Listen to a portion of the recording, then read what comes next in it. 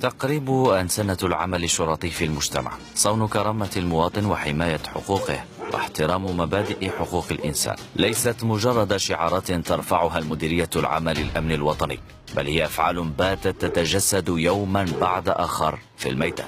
ونقسم أننا الأخلاقيات من الشرطة أوفياء باقين.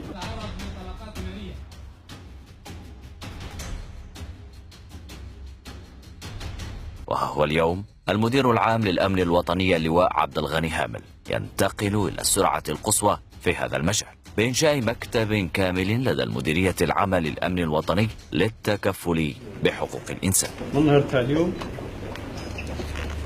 قررت باش نفتح مكتب اسمه مكتب حقوق الإنسان. إذن هذا المكتب غادي يحفظ حقوق أفراد المؤسسة الشرطية ويحفظ حقوق المواطن. ها هي المهمة نتاعو.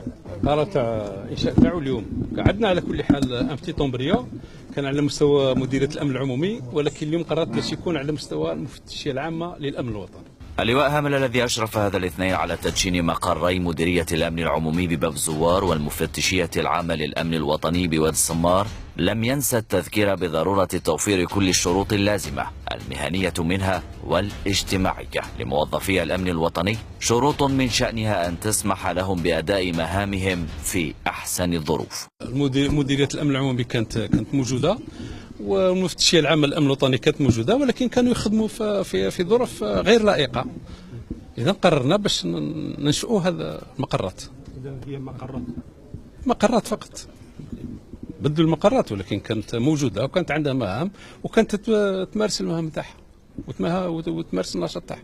أولا نهني هذا مديرية الأمن العمومي على هذا المقر الجديد، ونقدر نقول لكم باللي المديرية هذه هي القلب النابض للمديرية العامة للأمن الوطني، وأكثر من 60% أو 70% من نشاطات المديرية العامة للأمن الوطني هي نشاطات مديرية الأمن العمومي. ومن أجل بلوغ أقصى درجات الاحترافية والعصرنة يعتبر اللواء هامل التكوين في الميدان قضية محورية لا نقاش فيها وشرطا أساسيا من أجل الترقية.